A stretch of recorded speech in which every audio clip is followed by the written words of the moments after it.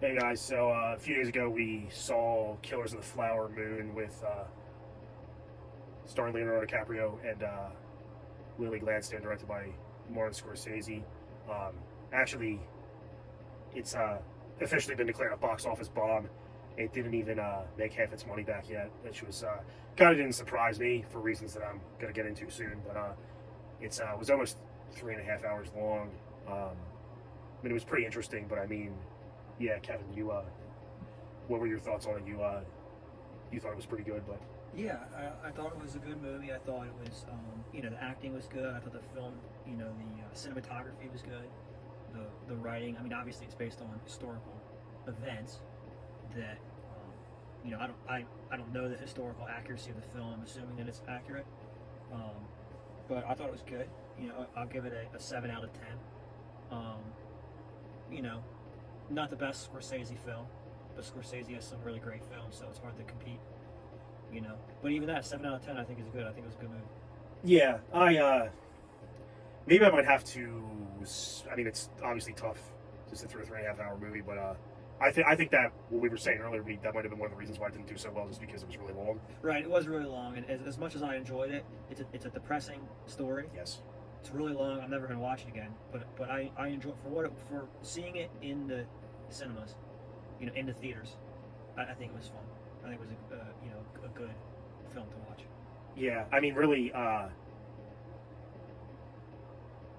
for longer movies, I mean, like the Lord of the Rings movies, I ever only sat all the way through in theaters. I mean, Titanic is a movie that I can sit through without a problem, and that shows you how good it is. And like you said, that's James Cameron for you. Right. That not many Yeah, people can. it's interesting. Yeah. I think I mentioned this earlier, where I think that James Cameron has an easier time selling a 3 hour movie than Scorsese.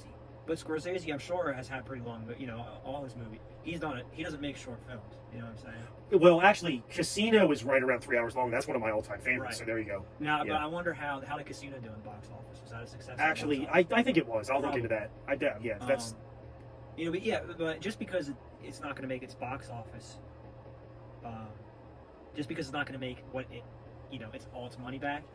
There's a lot of classic movies out there that did not do well in the box office. like Shawshank Redemption. Right. So Exactly. it's probably because of how long of a film it was.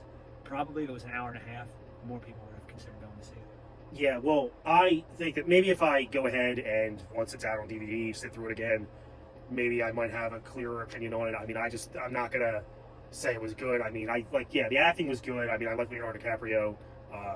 I mean, Lily Gladstone's not a bad actress. I mean, I even thought she was cute. I mean, you disagree with me on that? I think she's pretty, but you didn't think so. So yeah, she hasn't been in a whole lot of things either. I was looking at her filmography. I hadn't heard of her until now. But yeah, so yeah, I mean, definitely there was some pretty gruesome depiction of the murders. I don't remember. Yeah, gore, but realistic. It's not like it wasn't like a horror movie where it was over the top. Yeah, Realistic depiction. yeah, when I saw the preview, I thought that it was going to be something a little bit more serious. That's just the vibe I was picking up, and then it kind of, like you were saying, there was sort of a, what was the word you were using the other night? You were saying it's kind of like a humorous undertone. Yeah, there's some like the main character, Leonardo DiCaprio's character, isn't really intelligent in the movie, and there's some scenes that are funny because of how dumb he is, and I'm assuming that Scorsese purposely made it funny, although it was not a funny topic. It's a serious topic, but there was some underlying humor in it. Yeah, it's probably wasn't like Humor based on, like, I don't know how to explain it. It's not a comedy. It's nowhere near. It's a drama. But there's some scenarios in it that are it's so ridiculous. It's funny. I mean, he was definitely, his character was really, Ernest's character was definitely awkward around Molly, like the way he acted and stuff. Yeah, Like I could just feel that's that. a good way to describe him. He was an awkward person, so it made watching him kind of funny. Yeah, yeah. But yeah, I mean the whole.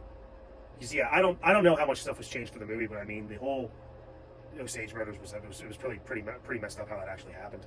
Yeah, I kind of wish the movie would have done better in the box office because it's an important history in the country how Native Americans have been treated, and this wasn't that long ago. I mean, this was in the 1920s. Plus, only a little over 100 years ago. So they're kicked off of their ancestral land. They're put in the reservations, and then basically white men come back in and try to take the resources that were given to them in terms of government finances. So, not only were the Native Americans, kicked out of their own land, but then they're being taken advantage of by these groups of people. Yeah, it's really really sad. But yeah, so yeah, definitely not a poorly acted film, but just really didn't do a whole lot for me. I mean, definitely was good to bring. It's good that Martin Scorsese was set on telling the story, because it's good that to make more people aware of it. But yeah, I mean, oh, okay. So also, that was cool seeing Brendan Fraser pop up. That was a surprise. That was a surprise, and then you also pointed out how Jack White was in the end. Jack White was in the end. I didn't recognize. Well, Scorsese was in the end. Yeah, and Scorsese. Yeah. And Jack White. They had speaking parts. They were basically wrapping up the events, the historical events. They're talking about what happened to the characters after the events that were in the movie. And Jack White had some dialogue lines. And there was a bunch of other people in there. I'm sure I didn't recognize any of them, so I don't know who else they were, but I recognized Jack White and Scorsese. Oh, actually, also, he was looking pretty old. John Lithgow. I think he, I forget who he played now.